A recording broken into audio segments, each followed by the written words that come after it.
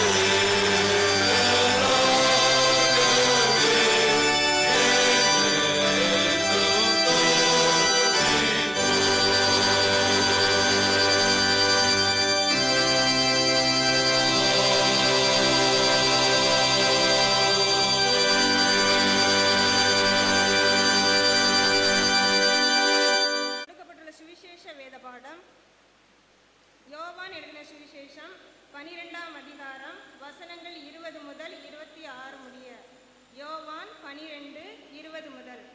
பண்டிகையில் ஆராதனை செய்ய வந்தவர்களில் சில கிரேக்கர் இருந்தார்கள். அவர்கள் கலிலேய நாட்டு பெத்சாய்தா ஊரானாகிய பிலிப்பினிடத்தில் வந்து, ஐயா, இயேசுவை காண விரும்புகிறோம் என்று அவனை கேட்டுக்கொண்டார்கள்.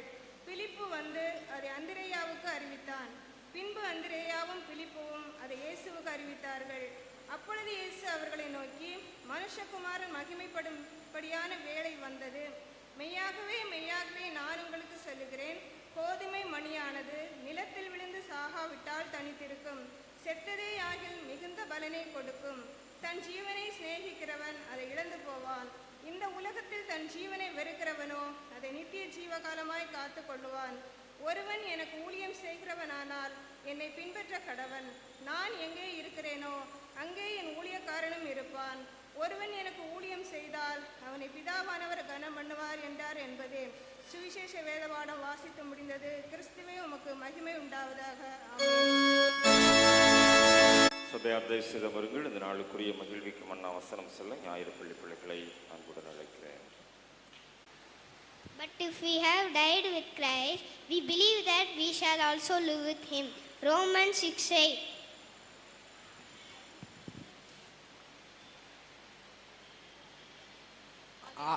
ஆகையால் கிறிஸ்துவுடனே கூட நாம் மரித்தோமானால் அவருடனே கூட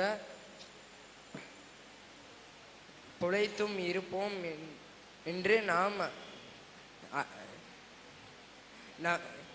நம்புகிறோம். ரோமர் 6:8. ஆகையால் கிறிஸ்துவுடனே கூட மரித்தோமானால் அவரோடு கூட பிழைத்திருப்போம் என்று நம்புகிறோம். ரோமர் 6:8. ஆகையால் கிறிஸ்துவுடனே கூட நாம் மரித்தோமானால் அவரோட கூட பிழைத்திருப்போம் என்று நம்புகிறோம். ரோமர் 6:8. ஆகையால் கிறிஸ்துவுடனே கூட மரித்தோமானால் அவருடனே கூட பிழைத்திருப்போம் என்று நம்புகிறோம். ரோமர் 6:8.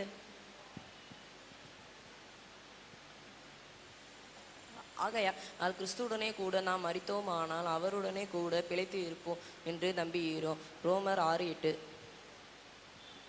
ஆகையால் கிறிஸ்துவுடனே கூட படிக்கும் நாளான்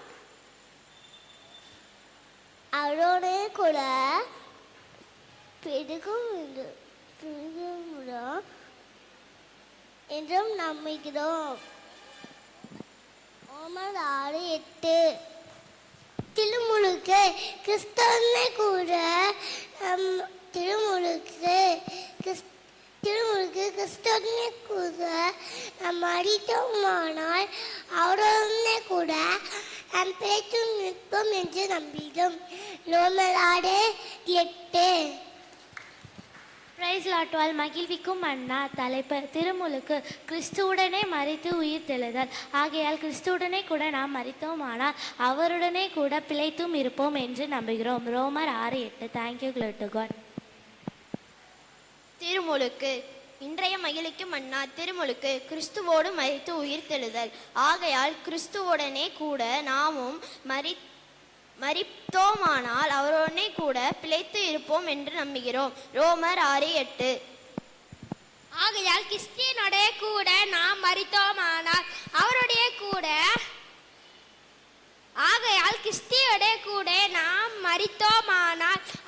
கூட பிழைத்திருப்போம் என்று நம்புகிறோம். ரோமர் 6:8. மகிழ்விக்கும் அண்ணா. ஆகையால் கிறிஸ்துவோடே கூட நாம் மரித்தோமானால் அவருடனே கூட பிழைத்து இருப்போம் என்று நம்புகிறோம். ரோமர் 6:8. ஆகையால் கிறிஸ்துவுடனே கூட மரித்தோமானால் அவருடனே கூட பிழைத்து இருப்போம் என்று நம்புகிறோம். ரோமர் 6:8. But if we have died with Christ, we believe that we shall also live with him. Romans 6:8. But if we have died with Christ, we believe that we shall also live with him. Romans 6:8. But if we have died with Christ, we believe that we shall also live with him. Romans 6:8. But if we have died with Christ, we believe that we shall also live with him. Romans 6:8. But if we have died with Christ, we believe that we shall also live with him. Romans 6:8. ஆகையால் கிறிஸ்துவனோடு கூட நாம் மரித்திருந்தாலும் அவரோடு கூட பிழைத்திருப்போம் என்று நம்புகிறோம். ரோமர் 6:8. ஆகையால் கிறிஸ்துவுடனே கூட நாம் மரித்தோமானால் அவருடனே கூட பிழைத்தும் இருப்போம் என்று நம்புகிறோம். ரோமர் 6:8. திருமுழுக்கு கிறிஸ்துவோடு மரித்து உயிர்த்தெழுதல். ஆகையால் கிறிஸ்துவுடனே கூட நாம் மரித்தோமானால் அவருடனே கூட பிழைத்து இருப்போம் என்று நம்புகிறோம். ரோமர் 6:8. But if we died with Christ, we believe that we shall live with him. Romans 6:8. Baptism, dying and rising up with Christ. But if we have risen with Christ, we believe that we shall also live with him. Romans 6:8. But if we have died with Christ, we believe that we shall also live with him. Romans 6:8. ஆகையால் கிறிஸ்துவுடன் கூட நாம் மரித்தோமானால் அவருடனே கூட பிழைத்தோம் இருப்போம் என்று நம்புகிறோம். ரோமர் 6:8. ஆகையால் கிறிஸ்துவுடன் கூட நாம் மரித்தோமானால் அவருடனே கூட பிழைத்தும் இருப்போம் என்று நம்புகிறோம். ரோமர் 6:8. ஆகையால் கிறிஸ்துவுடனே கூட மரித்தோமானால் அவருடனே கூட பிழைத்தும் இருப்போம் என்று நம்புகிறோம். ரோமர் 6:8. ஆகையால் கிறிஸ்துவுடனே நாம் மரித்தோமே ஆனால் அவருடனே கூட பிழைத்தும் இருப்போம் என்று நம்புகிறோம். ரோமர் 6:8. ஆகையால் கிறிஸ்துவுடனே கூட நாம் மரித்தோமானால் அவருடனே கூட பிழைத்தும் இருப்போம் என்று நம்புகிறோம். ரோமர் 6:8. Baptism, dying and rising up with Christ.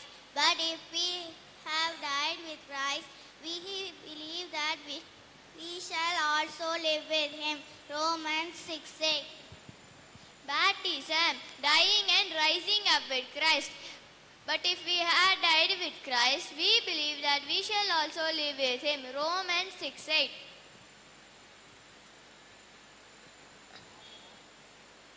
But if we have died with the Christ, we believe that we shall also live with him. Romans 6:8. But if we have died with Christ, we believe that we shall also live with him. Romans 6:8. But we have died with Christ, we believe that we also shall also live with him. Romans 6:8.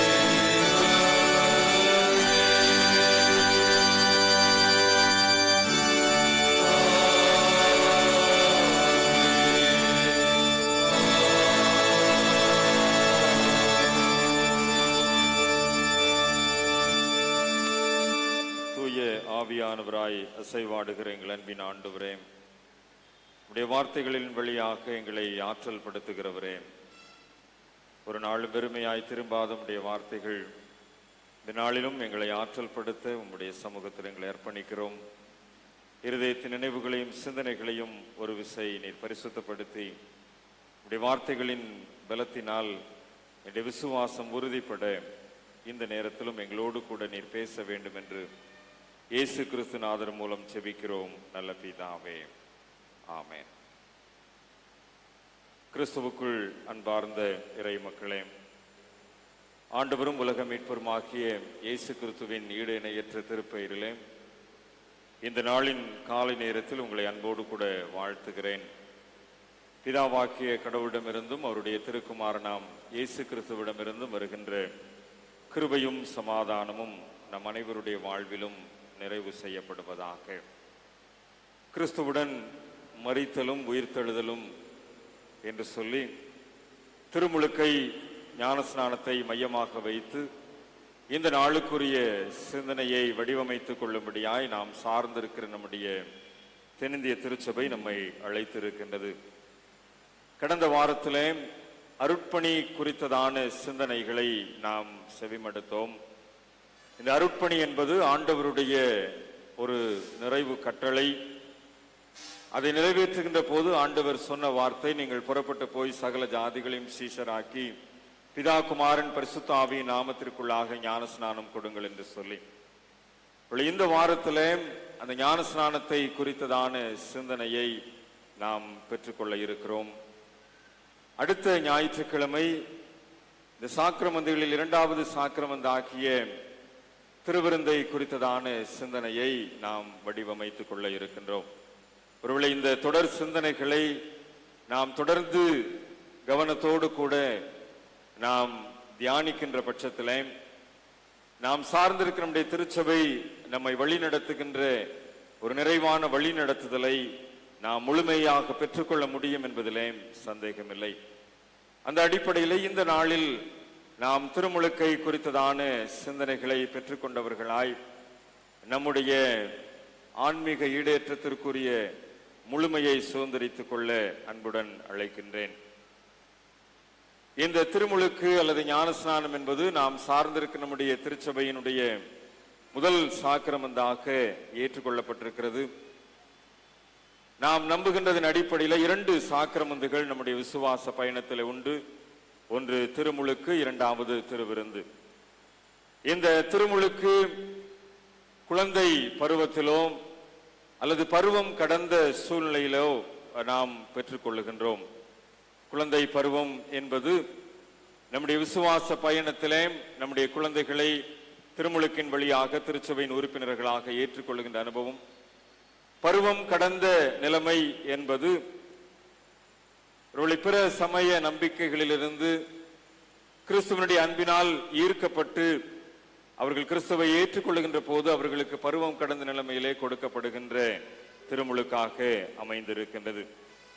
நாம் சார்ந்திருக்கிற நம்முடைய தென்னிந்திய திருச்சபை இந்த 2 நிலைமைகளை இருக்கின்ற வழிபாட்டு முறைமைகளையும் நமக்கு கொடுத்திருக்கின்றார்கள்.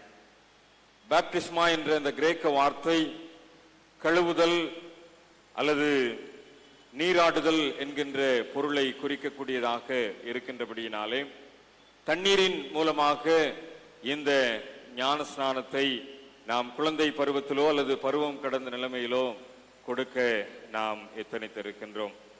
ஒருவேளை இந்த திருமுழுக்கு மூலம் கிறிஸ்துவனுடைய மரணத்திலே இணைந்து பாவத்திலிருந்து விடுதலை பெறுகின்ற அனுபவம் என்பது நாம் புரிந்து கொள்ளுகின்ற ஒன்றாக அமைந்திருக்கின்றது. கிறிஸ்துவனுடைய மரணத்திலே நாம் இணைக்கப்படுகின்றோம். இந்த இணைப்பு தான் கிறிஸ்துவனுடைய வாழ்க்கையிலே மிக முக்கியமான ஒரு இணைப்பாக அமைகின்றது. பிறந்த நாட்களை ஆசரிக்கின்றோம், திருமண நாட்களை ஆசரிக்கின்றோம். ஒருவேளை உங்கள் எத்தனை பேருடைய நினைவிலே நீங்கள் ஞானஸ்நானம் பெற்ற நாள் நினைவில் இருக்கிறது என்பது கேள்விக்குறிதான். ஞாபகம் இருக்குதா? நீங்க ஞானஸ்நானம் பெற்ற நாள் பலருக்கு கிறிஸ்துமஸ் ஆராதனையில, புது வருட ஆராதனையில, ஈஸ்டர் ஆராதனையில கொடுக்கறதுனால அந்த பண்டிகை ஆராதனையோடு கூட சேர்ந்து போயிடும். சிறப்பு ஆராதனைகளின் மூலமாக சிலர் வகுக்கப்படுவார்கள். சிலர் இடைப்பட்ட ஞாயிற்றுக்கிழமை ஆராதனைகளிலே இதை அமைத்துக் கொள்ளுகின்றோம். எத்தனை பேருக்கு நினைவு இருக்குது நீங்கள் ஞானஸ்நானம் பெற்ற நாள்? இதை நாம் அனுசரிக்கின்றோமா? பிறந்த நாள் கொண்டாடுறோம், திருமண நாளை கொண்டாடுறோம், ஞானஸ்நானம் பெற்ற நாளை நம்ம கொண்டாடுறோமா? கிறிஸ்துமஸ் அன்னைக்கு வந்துச்சுன்னா கிறிஸ்துமஸோட பண்டிகையோட சேர்ந்து போயிடும், புது வருட பண்டிகையோட சேர்ந்து ஆசரிச்சிருவோம். ஆனா ஞானஸ்நானம் பெற்ற நாள் என்று சொல்லி அதை நாம் ஆசரிப்பாக எடுத்துக் கொள்ளுகிறோமா? இந்த ஞானஸ்நானம் என்பது, இந்த திருமுழுக்கு என்பது கிறிஸ்துவோடு நம்மை இணைக்கின்ற ஒரு நாள். திருமுழுக்கு என்பது கனெக்டிங் வித் ஜீசஸ், ஆண்டவர் இயேசு கிறிஸ்துவோடு கூட இணைக்கப்படுகின்ற ஒரு நாள். ஏனால் நம்முடைய வழிபாட்டு முறைமைகள் இருக்கின்ற நியமன வார்த்தைகள் அதைத்தான் நமக்கு முன் குறிக்கின்றது. இந்த இணைப்பை பெற்றுக்கொண்ட நாம் இந்த இணைப்பிலே உறுதிப்பட்டவர்களாய் நாம் வாழ்வதற்கு அழைக்கப்படுகின்றோம் என்பது நமக்கு முன் வைக்கப்படுகின்ற ஒரு சவாலாக அமைந்திருக்கின்றது. 1 கொரிந்தியர் 6ஆம் அதிகாரம் 19ஆம் வசனத்தை நீங்கள் பார்ப்பீர்கள் என்று சொன்னால், நாம் நமக்கு சொந்தமல்ல என்கின்ற புரிந்து கொள்ளுதல் அதிலே அமைந்திருக்கின்றதை நீங்கள் பார்க்க முடியும். 1 கொரிந்தியர் 6ஆம் அதிகாரத்திலே 19ஆம் வசனத்திலே, நாம் நமக்கு சொந்தமானவர்கள் அல்ல, பரிசுத்த ஆவியினுடைய ஆலயமாயிருக்கின்றோம், நீங்கள் உங்களுடையவர்கள் அல்லவென்று அறியீர்களா? அப்படியானால் நாம் கிறிஸ்துவுக்கு சொந்தமானவர்கள். அந்த கிறிஸ்துவுக்கு சொந்தமான நாள் தான் நாம் ஞானஸ்நானம் பெற்ற நாள் என்கின்ற ஒரு புரிந்து கொள்ளுதலோடு கூட நாம் படிக்க கேட்ட ரோமர் 6ஆம் அதிகாரத்திலும் 9ஆம் வசனத்தை நீங்கள் பார்ப்பீர்கள் என்று சொன்னால், இனி பாவத்திற்கு ஊழியம் செய்யாதபடிக்கு பாவ சரீரம் ஒளிந்து போகும் பொருட்டாக நம்முடைய பழைய மனுஷன் அவரோடு கூட சிலுவையில் அறையப்பட்டதென்று அறிந்திருக்கிறோம்.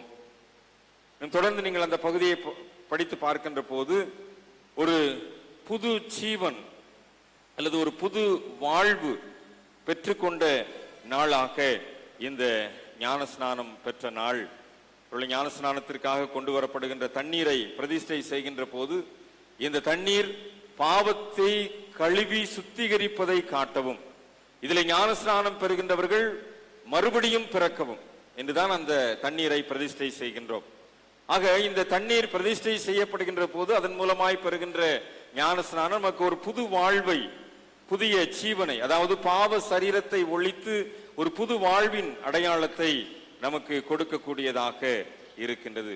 இந்த இணைப்பு, அதாவது கிறிஸ்துவோடு இணைக்கப்பட்ட இணைப்பு, ஞானஸ்நானத்தின் மூலமாய் நாம் கிறிஸ்துவோடு கூட இணைந்திருக்கின்றோம் என்கின்ற புரிந்து கொள்ளுதல் நமக்கு அந்த ஞானஸ்நானத்தின் வழியாக முழுமைப்படுகின்றது. குருவானவர் அந்த ஞானஸ்நானத்தை கொடுக்கின்ற போது திருச்சபையின் மந்தையில் சேர்த்து கொண்டு மீது சிலுவை அடையாளத்தை வரைகிறோம் என்று சொல்லி சிலுவை அடையாளம் வரையப்படுகின்றது. அந்த சிலுவை அடையாளம் தான் கிறிஸ்துவோடு கூட இந்த ஞானஸ்நானம் பெறுகின்ற மனுஷனை அல்லது மனுஷியை கிறிஸ்துவோடு கூட இணைக்கின்ற ஒரு அடையாளம். அந்த அடையாளத்தை பெற்றுக்கொள்வதன் மூலமாக இந்த இணைப்பு கிறிஸ்துவிலே முழுமை பெறுகின்றது. என்றால் கிறிஸ்து சிலுவையிலே தன்னுடைய உயிரை கொடுத்தார், மீட்பின் அடையாளமாக தன்னை வெளிப்படுத்தினார். ஆக இந்த சிலுவை அடையாளம் ஒரு மனிதன் மீது வரையப்படுகின்ற போது அந்த ஞானஸ்நானத்தின் மூலமாய் கிறிஸ்துவோடு கூட அவர் இணைக்கப்படுகின்றார் என்கின்ற புரிந்து கொள்ளுதல். ஆக இந்த புரிந்து கொள்ளுதலோடு கூட தான் ஞானஸ்நானத்தை பெற்றிருக்கின்றோம். இன்னைக்கு நாம் இங்கே இருக்கின்ற அனைவரும் இந்த சிலுவை அடையாளம் நமக்கு ஞானஸ்நானம் கொடுத்த குருவானவர் வரைந்திருக்கின்றார். ஆக அந்த வரைதலின் மூலமாக நாம் கிறிஸ்துவோடு இணைக்கப்பட்டு விட்டோம் நாம் பெற்ற ஞானஸ்நானத்தின் நாளிலிருந்து. ஆண்டவர் இயேசு கிறிஸ்து ஞானஸ்நானம் பெற்று யோர்தான் ஆற்றிலே கரையேறுகின்ற போது வானம் திறக்கப்பட்டது. தேவாவியானவர் புறாவடிவிலே இறங்கி வந்தார். வானத்திலிருந்து ஒரு சத்தம் உண்டானது. என்ன சத்தம் அது? இவர் என்னுடைய நேசகுமார், இவரில் பிரியமாயிருக்கிறேன். எப்பொழுது ஞானஸ்நானம் பெறுகின்றோமோ அப்பொழுது கடவுளுடைய பிரியம் நம் மீது வைக்கப்படுகின்றது என்று சொல்லி அந்த ஞானஸ்நான ஆராதனையை நீங்க கவனிச்சு பார்த்தீங்கன்னா தெரியும். இந்த குரலை கேட்பதற்கு உங்கள் செவிகள் திறந்திருப்பதாக என்று சொல்லி அதுல நியமன வார்த்தைகள் இருக்கும். அப்படியானால் அந்த அன்றைக்கு யோர்தான் ஆற்றங்கரையிலே ஒலித்த அந்த குரல் ஒவ்வொரு ஞானஸ்நான ஆராதனையிலும் ஒலித்து கொண்டிருக்கிறது என்று புரிந்து கொள்ளுதலோடு கூட தான் அந்த திறக்கப்படுகின்ற செவியின் மூலமாய் இவர் என்னுடைய நேசகுமாரன். யாரு? ஞானஸ்நானம் பெறுகின்ற இந்த மனுஷன், இந்த மனுஷி ஆண்டவருடைய நேசகுமாரன், நேசகுமாரத்தி. இவரில் ஆண்டவர் பிரியமாயிருக்கிறார் என்கின்ற புரிந்து கொள்ளுதலோடு கூட நம்முடைய விசுவாச பயணத்தை நாம் தொடர்கின்றோம். ஆக ஞானஸ்நானம் என்பது கிறிஸ்துவோடு கூட நம்மை இணைக்கின்ற ஒரு அனுபவம். ஆக நாம் எல்லாரும் ஞானஸ்நானம் பெற்றுவிட்டோம். ஆகவே நாம் கிறிஸ்துவோடு இணைக்கப்பட்டிருக்கிறோம். கிறிஸ்துவோடு கூட இணைக்கப்பட்டிருக்கிறோம். இனிமேல் வேறு ஒருவரோடு கூட இணைப்பு பெறுவது என்பது கூடாத காரியம். ஒரு திருமணம் முடிச்சாச்சு அப்படின்னா இன்னொருத்தரோட திருமணம் முடியணும் அப்படின்னா இந்த முதல் திருமணம் என்ன செய்யணும்? கோர்ட்ல விவாகரத்து வாங்கணும். இது சாதாரணமான நடைமுறை சட்டம். ஆக நாம் இன்றைக்கு கிறிஸ்துவோடு ஞானஸ்நானத்தின் மூலமா இணைக்கப்பட்டு விட்டோம். நாம் இனிமேல் இன்னொருவரோடு கூட இணைக்கப்படுவதற்கு தகுதியற்றவர்கள். ஒன்ஸ் கிறிஸ்துவோடு கூட நம்முடைய லைஃப் என்ன ஆயிடுச்சு? கனெக்ட் ஆயிடுச்சு. இன்னொரு இடத்துல போய் கனெக்ட் பண்ண முடியாது. நம்ம மொபைல்ல சார்ஜர் போடுறோம். அந்தந்த மொபைலுக்கு அந்தந்த சார்ஜர் தான் யூஸ் பண்ணுங்கிறது மொபைல் ரெகுலரா யூஸ் பண்றவங்களுக்கு தெரியும். நீங்க வேற பின்ன, இந்த பழைய காலத்து மொபைல்ல அந்த ஊசி மாதிரி பின் இருக்கும், அந்த பின்ன இப்ப ஆண்ட்ராய்டு மொபைல்ல நீங்க போட முடியுமா? முடியாது. ஸோ எந்த சார்ஜர் எந்த மொபைல்ல செட் ஆகுதோ அதுதான் கனெக்ட். அதுல நீங்க கனெக்ட் பண்ணீங்கன்னா தான் சார்ஜிங் என்று சொல்லி அங்க ஒரு சிம்பல் வரும். இல்லைன்னா சார்ஜிங் இல்லை. ஆக கனெக்ட் பண்ணப்பட்டுட்டோம். எங்க? கிறிஸ்துவோடு கூட. என்னைக்கு? ஞானஸ்நானம் பெற்ற அன்னைக்கு. இன்னும் நம்ம இன்னொருத்தரோட கூட கனெக்ட் பண்ணுவதற்கு இந்த உலகத்தோடு கூட. அதனாலதான் பவுல் அப்போஸ்தலன் கொரிந்திய திருச்சபைக்கு சொல்லுகின்றார், அந்நிய நுகத்தில் பிணைக்கப்படாதிருப்பீர்களா. அந்த அந்நிய நுகத்தில் பிணைக்கப்படுகின்ற அனுபவம் என்பது பல நேரத்தில் நம்மிடத்தில் வாழ்வியல் ஆகிவிட்டது, இயல்பாகிவிட்டது. ரொம்ப கவனமா இருக்கணும். ஞானஸ்நானம் பெற்றிருக்கின்ற நாம், ஞானஸ்நானத்திலே கிறிஸ்துவோடு இணைக்கப்பட்டிருக்கின்ற நாம் எந்த சூழ்நிலையிலேயும், ரோமருக்கு பவுல் எழுதும்போது சொல்வார், இந்த உலகத்திற்கு ஒத்த வேஷம் தெரியாமல். ஆக இந்த உலகத்தோடு கூட வாழக்கூடாது, இந்த உலகத்திற்கு ஒத்த வேஷத்தை தரிக்க கூடாது, அந்நிய நுகத்திலே நாம் பிணைக்கப்படக்கூடாது. ஒன்ஸ் நம்ம கனெக்ஷன் கிறிஸ்துவோடு கூட, அந்த சிலுவை அடையாளம் வரைந்ததின் அடையாளமே அந்த சிலுவையிலிருந்து வெளிப்பட்ட ரத்தம் ஆண்டவரோடு கூட நம்மை இணைத்து விட்டது. இந்த இணைப்பிலே நாம் உறுதியாக இருக்க கடமைப்பட்டிருக்கிறோம். இந்த இணைப்பிலே நாம் மிக கவனமாக இருக்க அழைக்கப்பட்டிருக்கின்றோம். ஆக இந்த ஞான ஸ்நானம் என்பது கனெக்டிங் வித் ஜீசஸ், இயேசுவோடு கூட இணைக்கப்படுகின்ற அனுபவம். இது மாத்திரமல்ல, இந்த ஞான ஸ்நானம் என்பது சஃபரிங் வித் ஜீசஸ், இயேசுவோடு கூட பாடுபடுகின்ற அனுபவம், இயேசுவோடு கூட துன்பப்படுகின்ற ஒரு அனுபவம். அதான் இந்த ஞான ஸ்நானம். கிறிஸ்தவனாக வாழ்வது என்பது ஒரு சுலபமான வாழ்வு அல்ல. கிறிஸ்துவோடு கூட அல்லது ஞானஸ்நானம் பெற்ற வாழ்வு என்பது ஒரு சொகுசான வாழ்க்கை கிடையாது. இது மிகவும் இடுக்கமான வாசல் வழியாய் பிரவேசிக்கின்ற ஒரு அனுபவம். இந்த கிறிஸ்தவ வாழ்வு என்பது சிலுவையை சுமக்கின்ற அனுபவம். இந்த கிறிஸ்தவ வாழ்வு என்பது துன்பத்தை ஏற்றுக்கொண்டிருக்கின்ற அனுபவம். ஆக இந்த கிறிஸ்துவோடு இணைக்கப்பட்டிருக்கின்ற நாம் துன்பத்தை சகிக்கின்ற அல்லது பாடுகளை சகிக்கின்றவர்களாய் அல்லது இந்த துன்புறும் சிலுவையை முழுமைப்படுத்துகின்றவர்களாய் வாழ்வதுதான் நம்முடைய வாழ்வின் அடித்தளமாக இருக்க வேண்டும். சஃபரிங் வித் ஜீசஸ், ஆண்டவரோடு கூட துன்பப்படுவதற்கு நாம் அழைக்கப்பட்டிருக்கின்றோம். அந்த அழைப்பை தான் நாம் இந்த ஞானஸ்நானத்திலே பெற்றுக்கொள்ளுகின்றோம். எப்படி பெற்றுக்கொள்ளுகின்றோம்? அந்த ஞானஸ்நான ஆராதனையில அந்த பிரதிஷ்டை ஜெபத்தை ஏறெடுக்கின்ற போது அந்த பிரதிஷ்டை ஜெபத்திலே வெளிப்படுகின்ற வார்த்தைகளின் அடிப்படையிலே பழைய மனிதனை களைந்து போட்டு கிறிஸ்துவுக்குள் புது படைப்பாகும்படி. ஒருவேளை இந்த பழைய மனிதனை களைந்து போடுகின்ற அனுபவம் என்பது இயேசுவினுடைய சிலுவையை சுமக்கின்ற ஒரு அனுபவம், ஒருவேளை துன்பத்தை ஏற்றுக்கொள்ளுகின்ற ஒரு அனுபவம். இந்த கிறிஸ்துவிலே புதிய படைப்பாக வேண்டும் என்று சொன்னால் சிலுவை சுமக்காமல் ஆண்டவருடைய சீஷனாய் வாழ முடியாது. சிலுவையை ஏற்றுக்கொள்ளாமல் இந்த பழைய மனுஷனை களைந்து போட முடியாது. ஏனென்றால் இந்த ஞானஸ்நானம் என்பது அவருடைய மரணத்திலே பங்கு பெறுகின்ற அனுபவம். அதற்கு பிற்பாடுதான் உயிர்த்தெழுதல், மரணத்துக்கு பின்னாடி தான் உயிர்த்தெழுதல். ஆக மரணத்திலும் உயிர்த்தெழுதலிலும் அவரோடு ஐக்கியப்பட்டு பாவத்திற்கு மரித்து நீதிக்கு பிழைக்க, அதான் இந்த ஞானஸ்நான தண்ணீரிலே பிரதிஷ்டை ஜெபம். ஆக நாம் நீதிக்கு பிழைத்திருக்கின்றோம் என்று சொன்னால் பாவத்திற்கு மரித்திருக்கிறோம். பாவத்திற்கு மரித்திருக்கிறோம் என்று சொன்னால் நாம் கிறிஸ்துவனுடைய மரணத்தோடு கூட ஐக்கியப்பட்டிருக்கின்றோம். ஆக அந்த ஐக்கியம்தான் நம்மை கிறிஸ்துவனுடைய அந்த பாடுகளோடு துன்பத்தோடு கூட நம்மை இணைக்கின்ற ஒரு அனுபவமாக அமைந்திருக்கிறது. எபேசியர் 4ஆம் அதிகாரத்திலே 4 முதல் 6 வரை உள்ள வசனங்களை நீங்கள் படித்து பார்ப்பேன் என்று சொன்னால் இங்கே மிகவும் தெளிவாக பவுல் அப்போஸ்தலன் எபேசிய திருச்சபைக்கு சொல்லுகின்ற ஒரு காரியம் அங்கே பதிவு செய்யப்பட்டிருக்கிறது. எபேசியர் 4ஆம் அதிகாரத்திலே 4 முதல் 6 வசனத்திலே ஒரே கர்த்தர், ஒரே நம்பிக்கை, ஒரே சரீரம், ஒரே ஆவி, ஒரே கர்த்தர், ஒரே விசுவாசம், ஒரே ஞானஸ்நானம், ஒரே தேவன். ஒரே ஒரே ஒரே ஒரேன்னு சொல்லப்பட்டிருக்கிறத கொஞ்சம் அழுத்தமா வீட்டுல போய் படிச்சு பார்த்துக்கோங்க. இதுலதான் நமக்கு இப்போ பிரச்சனை வந்துருது. என்ன பிரச்சனை வந்துருது அப்படின்னா,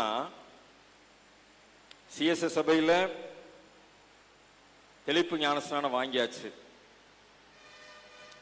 இப்போ ஒரு ஊழியக்காரர் சொல்லியிருப்பாரு, நீ முங்கி ஞானஸ்நானம் பண்ணலன்னா பரலோகத்துக்கு போக முடியாது அப்படின்னு சொல்லி. உடனே நம்மால் எங்க போயிடும், போய் முங்கி ஞானஸ்நானம் வாங்கிட்டு வந்துடும். தயவுசெய்து அந்த தவறை மட்டும் செய்யாதீங்க. ஒரே ஞானஸ்நானம் தான். பவுல் அப்போஸ்தலன் மிக தெளிவா சொல்லியிருக்கிறார், ஒரே ஞானஸ்நானம் தான். அது தெளிச்சாலும் சரி மூக்குனாலும் சரி ஒரே ஞானஸ்நானம் தான். இங்க தெளிச்சுட்டு இன்னொரு இடத்துல போய் முக்கி வாந்தீங்கன்னா பரலோகத்துக்கு போக முடியாது. ஏன்னா கட்டளை மீறிட்டீங்க, ஒரே ஞானஸ்நானத்தை மீறிட்டீங்க. அப்புறம் எப்படி போக முடியும்? யாராவது பொய்ய புரட்டா சொன்னாங்கன்னா நம்பாதீங்க.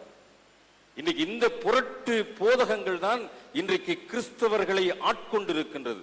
மிகவும் எச்சரிக்கையோடு நான் சொல்லுகின்றேன், குருவானவராக நான் உங்களுக்கு சொல்லுகின்ற ஆலோசனை, தெளிப்பு ஞானஸ்நானம் அது குழந்தையில வாங்கியிருந்தாலும் சரி, பெரிய பருவத்தில் வாங்கியிருந்தாலும் சரி பரவாயில்ல, தயவு செய்து ஒரு ஞானஸ்நானம் வாங்கிட்டு இன்னொரு இடத்துல ஞானஸ்நானம் வாங்காதீங்க. இன்னொரு இடத்துல ஞானஸ்நானத்துக்காக முங்கி எந்திரிக்கணும்னு போகாதீங்க, அது தவறு. ஒரே ஞானஸ்நானம் என்பதுதான் பவுல் நமக்கு சொல்லி இருக்கின்ற ஒரு காரியம். இதுல தாங்க கிறிஸ்துவனுடைய பாடுகளில் நம்ம பங்கு பெறுகின்றோம். இந்த துன்பத்தை தான் நாம் ஏற்றுக்கொள்வதற்கு அழைக்கப்படுகின்றோம். இந்த துன்பத்திலே பங்கு பெறுவதற்கு தான் நாம் பங்காளிகளாய் கடனாளிகளாய் இருக்கின்றோம். ஒரே கர்த்தர், ஒரே ஞானஸ்நானம். தயவுசெய்து அப்படி யாராவது கூட்டிட்டு போங்கன்னா போகாதீங்க. ஏன்னா ஒரே ஞானஸ்நானம் என்பதுதான். அதனாலதான் நம்ம கத்தோலிக்க திருச்சபையிலிருந்து ஞானஸ்நானம் பெற்று வந்திருந்தாலும் பிற சபையினரை சேர்த்தல் அப்படிங்கிற நம்முடைய தென்னிந்திய திருச்சபை ஒழுங்குமுறைமையின்படி அவங்கள ஞானஸ்நானத்தை ஏற்றுக்கொள்ளுகின்றோம். பெந்தேகோஸ்தே திருச்சபையில் அவங்க ஞானஸ்நானம் வாங்கியிருந்தா கூட பிற சபையினரை ஏற்றல் என்கின்ற வழிபாட்டு முறைமையின்படி அவர்களை நாம் ஏற்றுக்கொள்ளுகின்றோம். நம்முடைய ஞானஸ்நானத்தை கத்தோலிக்க திருச்சபை ஏற்றுக்கொள்ளுகின்றது. நம்முடைய ஞானஸ்நானத்தை பெந்தேகோஸ்தே திருச்சபை ஏற்றுக்கொள்ள மாட்டாங்க, ஆனா ஏற்றுக்கொள்ளணும். வேர்ல்டு கிறிஸ்டியன் கவுன்சில்ல நிறைவேற்றப்பட்டிருக்கிற ஒரு காரியம் அதுதான். அவங்க ஏற்றுக்கொள்ளணும், அவங்க ஏற்றுக்கொள்ள மாட்டாங்க. ஆனால் அவர்கள் கொடுக்கின்ற ஞானஸ்நான சான்றிதழை நாம் ஏற்றுக்கொள்ளுகின்றோம். ஏன்? ஒரே ஞானஸ்நானம். அது யார் கொடுத்திருந்தாலும் பரவாயில்ல, அது போதகர் கொடுத்திருந்தாலும், ஒரு லேமன் கொடுத்திருந்தாலும், ஒரு பிஷப் கொடுத்திருந்தாலும், யார் கொடுத்தாலும் பரவாயில்ல, ஒரு சர்டிபிகேட், அதை நாம் ஏற்றுக்கொண்டு பிற சபையினரை சேர்த்தல் என்கின்ற வழிபாட்டு முறைமையின்படி அவர்களை நம்முடைய தென்னிந்திய திருச்சபையின் ஐக்கியத்திற்குள்ளாக நாம் இணைத்துக் கொள்ளுகின்றோம். அதற்கு பிற்பாடு நம்முடைய தென்னிந்திய திருச்சபையின் ஒழுங்கு முறைகளின் அடிப்படையில அவர்களை வளர்க்க விரும்புகின்றோம். ஆக ஒரே ஞானஸ்நானம் என்பது இது அங்கீகரிக்கப்பட்ட ஒரு விஷயம் திருச்சபையினாலே.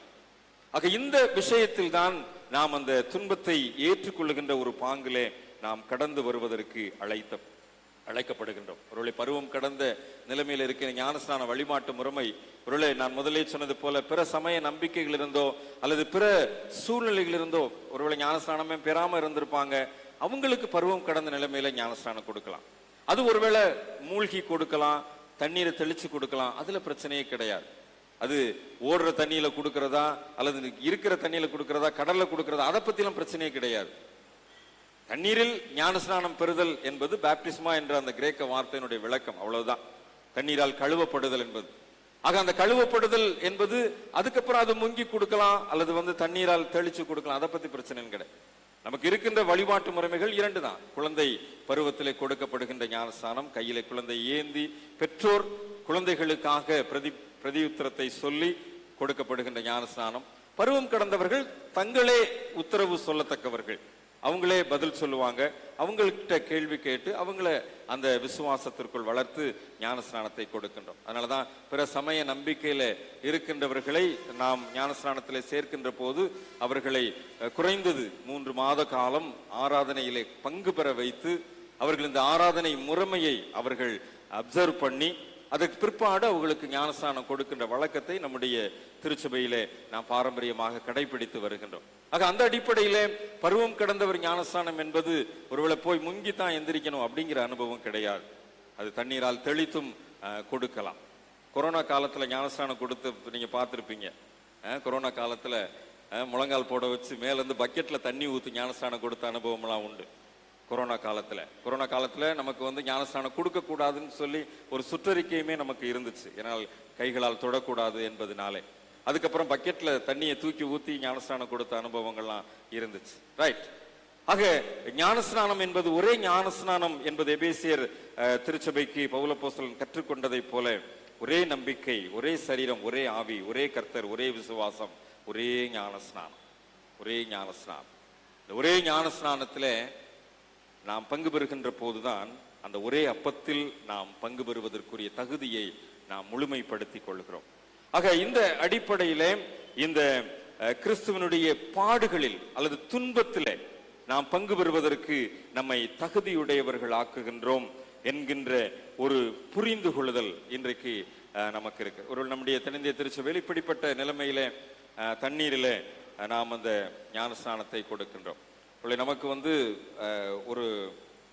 ஒரு பாத்திரத்திலே தண்ணீரை வைத்து நாம் இந்த இடத்துல வைத்து நாம் அதை கொடுக்கின்றோம். பல ஆலயங்களிலே, பாரம்பரியமிக்க ஆலயங்களிலே ஞானஸ்நான தொட்டினா அதுக்குன்னு ஒரு தூணோட கூட அந்த இருக்கும். அதுல ஞானஸ்நானத்தை தண்ணீரை சேகரித்து வைத்து அதை பிரதிஷ்டை செய்து கொடுக்கின்ற வழக்கம் உண்டு. இன்னும் நம்முடைய ஆங்கிலிக்கன் ஆர்டர் ஆஃப் சர்வீஸ்ல நீங்க பாத்தீங்கன்னா இந்த ஞானஸ்நான பில்லர் வாசல்ல இருக்கிறோம். அவங்கள சபையில சேர்க்கும் போது ஞானஸ்நானம் கொடுத்து தான் ஆலயத்துக்குள்ளே கூட்டிட்டு வரணும் அப்படின்னு சொல்லி வாசல்ல வெளியில இருக்கும். பழைய ஆங்கிலிக்கன் ஆர்டர்ஸ்ல நிறைய இருக்கும். இன்றைக்கும் நீங்கள் மதுரையில சில ஆலயங்களை நீங்கள் பார்த்தீங்கன்னு சொன்னால் ஞானஸ்நான அந்த பில்லர் வெளியில வாசல்ல இருக்கும். அதை நீங்கள் பார்க்க முடியும். ஆக ஞானஸ்நானம் பெறுகின்ற முறைமை அப்படிப்பட்ட நிலைமைகளை நாம் வருகின்றோம். ஒவ்வொரு திருச்சபையிலும் ஒவ்வொரு விதமான ஞானஸ்நானத்தை கொடுக்கின்றார்கள். ஆனால் அந்த ஒரே ஞானஸ்நானம் என்பதன் அடிப்படையில் அதை நாம் ஏற்றுக்கொள்கின்றோம். பேப்டிஸ்ட் சர்ச்னு ஒரு சர்ச் இருக்குது, உங்களுக்கு தெரியும். பேப்டிஸ்ட் சர்ச் மெம்பர்ஸ் ஒரு சிலர் நம்முடைய ஐக்கியத்தில் இணைந்து இருக்கிறீர்கள்.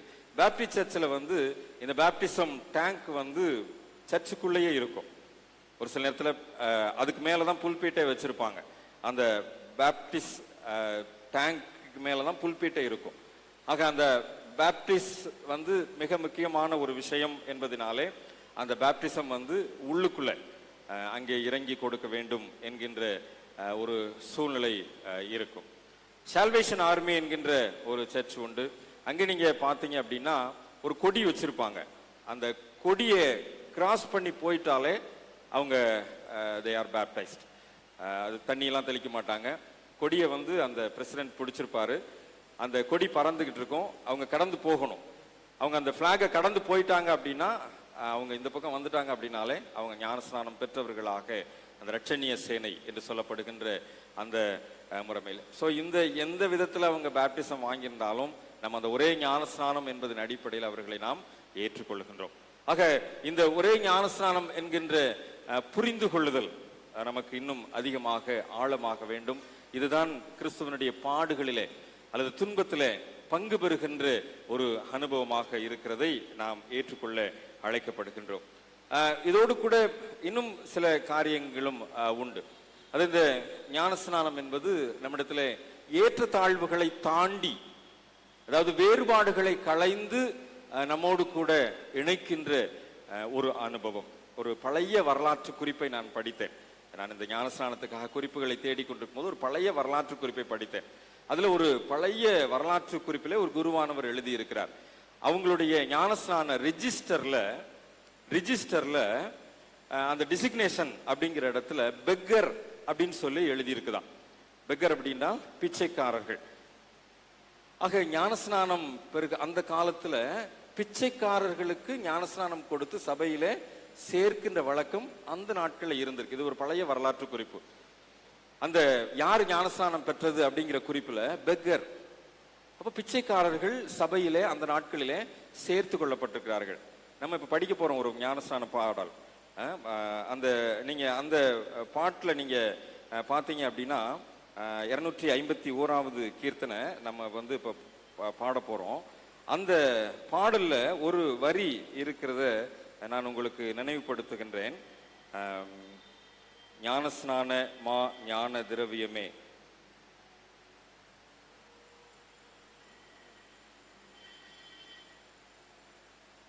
அதுல நீங்க பாத்தீங்க அப்படின்னா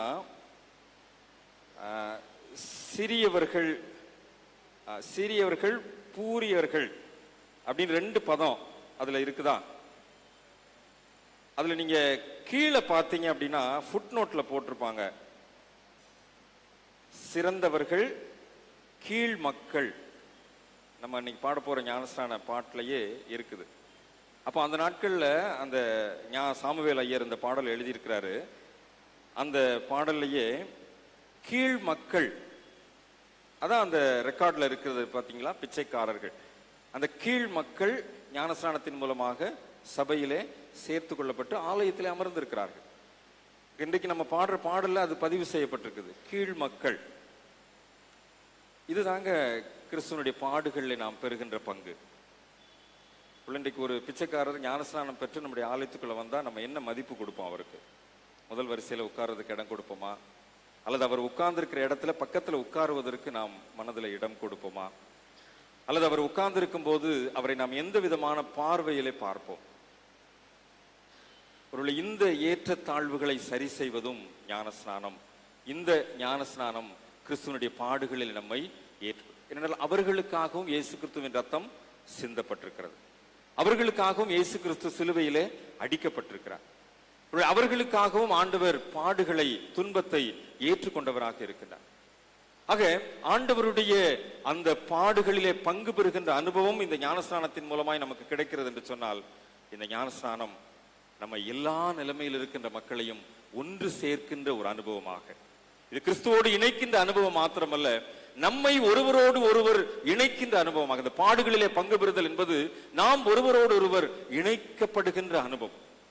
ஆக இந்த சிலுவையினுடைய மேலிருந்து கீழே வருகின்ற அந்த ஒரு குறி கிறிஸ்துவோடு கூட இணைக்கின்ற அனுபவம் என்று சொன்னால், அந்த குறுக்கே இருக்கின்ற குறி மனுஷனை மனுஷனோடு, ஏழையை பணக்காரனோடு, வறியவனை செல்வந்தனோடு, படிப்பவனை படிக்காதவனோடு இணைக்கின்ற ஒரு அனுபவமாக. அதனால தான் அந்த ஞானஸ்நானத்துல சிலுவை அடையாளத்தை திருச்சபையின் மந்தையில் சேர்த்து கொண்டு சிலுவை அடையாளத்தை வரைகிறோம்.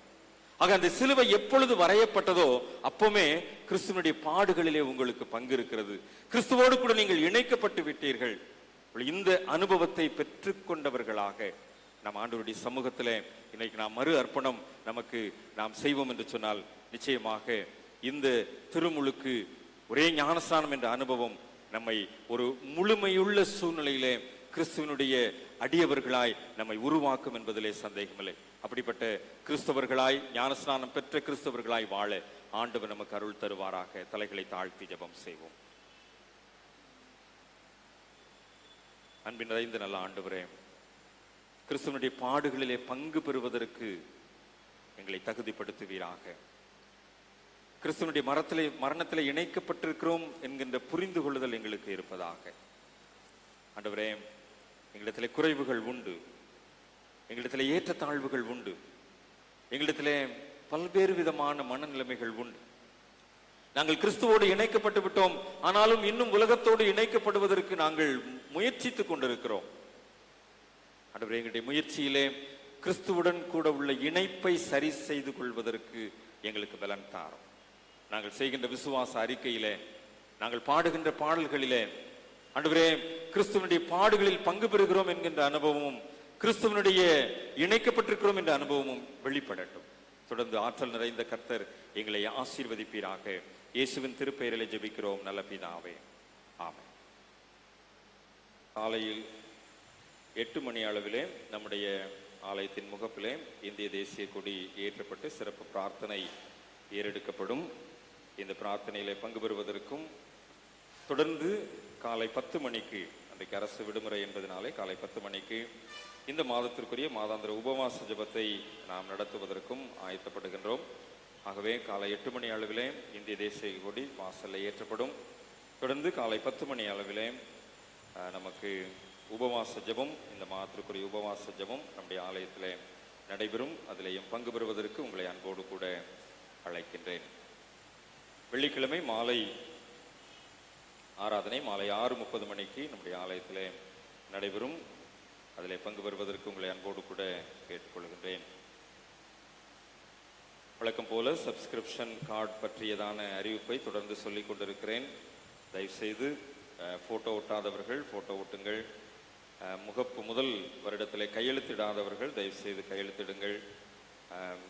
மறுபடியும் திரும்ப அது வந்து கொண்டே இருக்கின்றது. ஆகவே இந்த கவனக்குறைவை சரி செய்து நீங்கள் சந்தா அட்டைகளை முழுமை செய்வதற்கு உங்களை அன்போடு கூட கேட்டுக்கொள்கிறேன். இந்த மாதத்தின் 31ஆம் தேதியோடு கூட இந்த பாக்கிகளை செலுத்துவதற்குரிய கடைசி நாள். அதாவது 30 ரூபாய் செலுத்தினவர்கள் 50 ரூபாய்க்கு மேல் செலுத்தவும், 150 ரூபாய் செலுத்தினவர்கள் 200 ரூபாய்க்கு மேல் செலுத்தவும் அதற்குரிய கடைசி நாள் ஆகஸ்ட் 31ஆம் தேதி. ஆகவே அதற்காக நீங்கள் ஆயத்தப்பட உங்களை அன்போடு கூட கேட்டுக்கொள்கின்றேன்.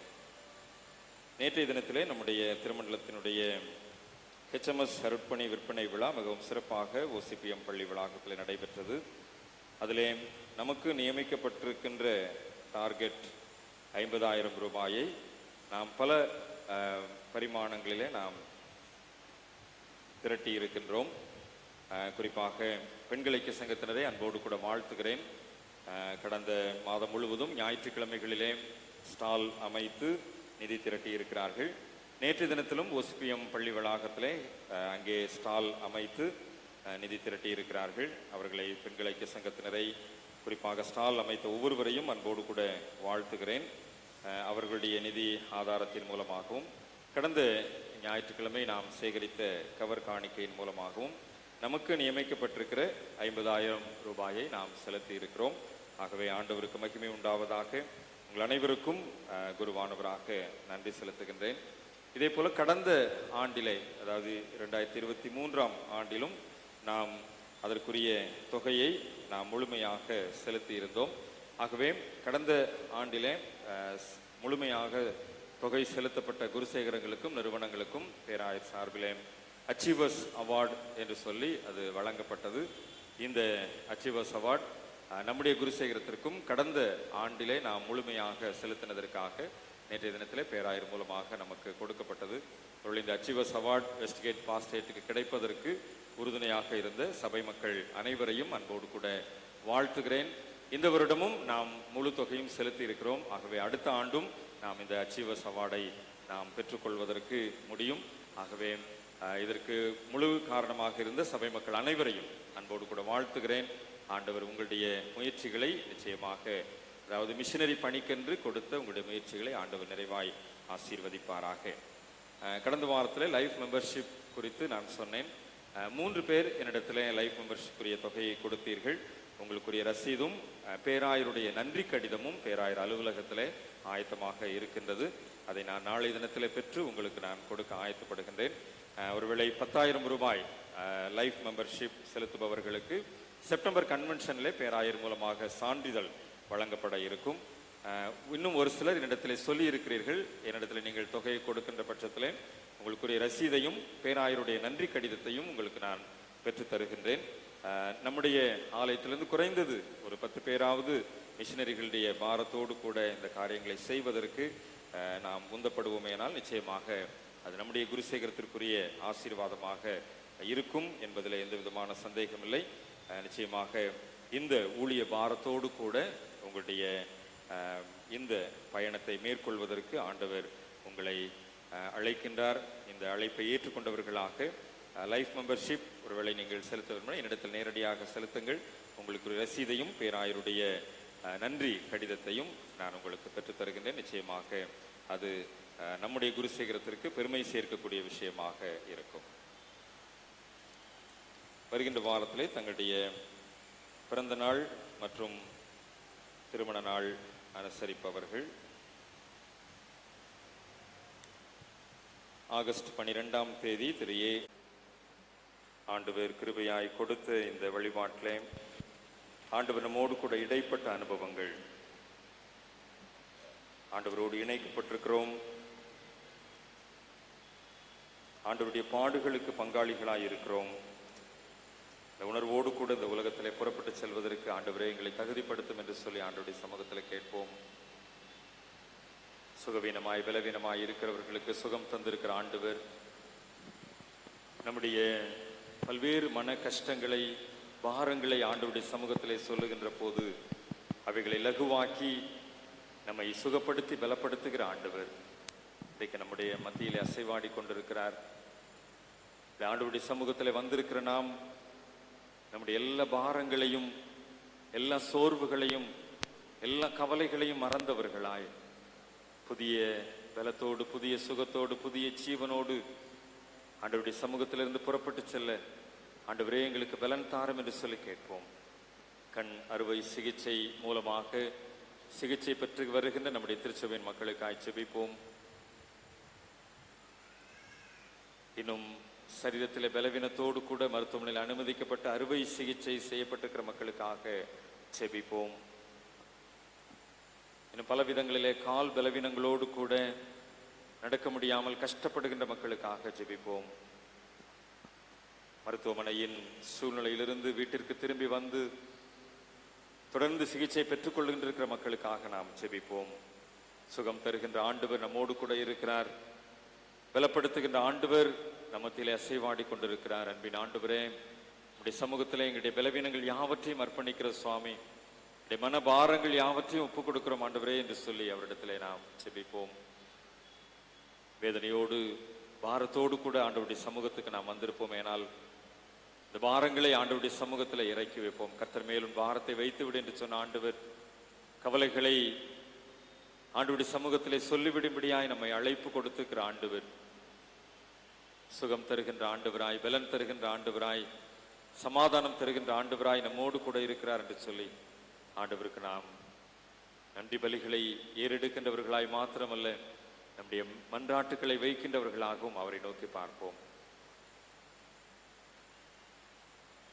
நேசிக்கிற நல்ல ஆண்டவரே, இன்னைக்கு நம்முடைய சமூகத்தில் கூடி வந்து உம்மை ஆராதிக்கும்படியா எங்களுக்கு உதவி செய்த ஆண்டவர், எங்களை பலப்படுத்தி வழிநடத்துகிற ஆண்டவர், இன்னும் சுகம் பலன் ஜீவன் தந்து ஆற்றல் படுத்துகிற ஆண்டவர், உம்முடைய மகிமையின் ஆசீர்வாதத்தினால் இன்றைக்கு நாங்கள் உம்மை ஆராதிக்க உதவி செய்த ஆண்டவர், தொடர்ந்து இந்த உலகத்துக்குள்ளாய் புறப்பட்டு செல்கின்ற போது எங்களை பலப்படுத்தி வழிநடத்துவீராக.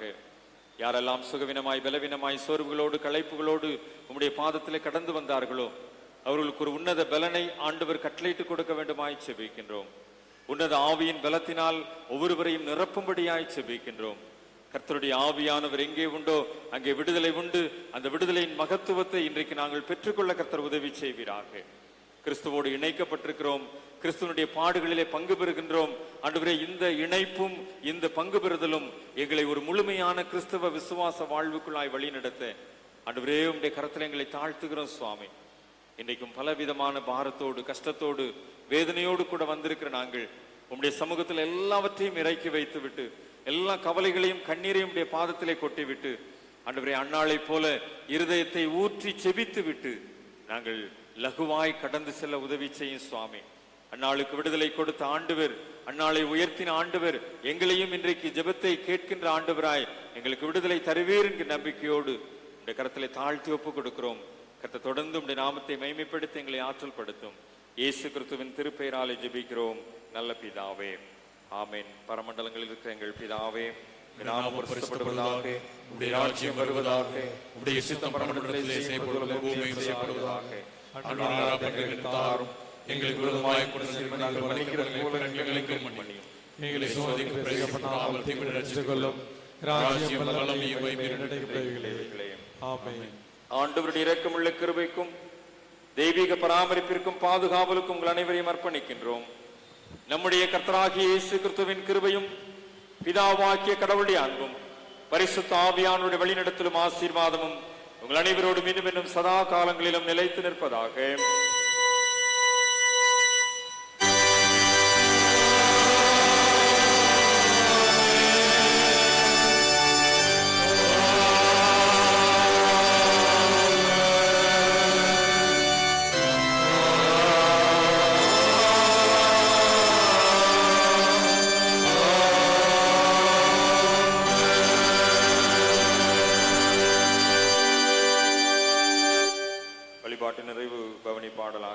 முதலாவது மங்கள கவி எல்லா நன்மைக்கும் காரணா என்ற கவியை பாடி வழிபாட்டை நிறைவு செய்வோம்.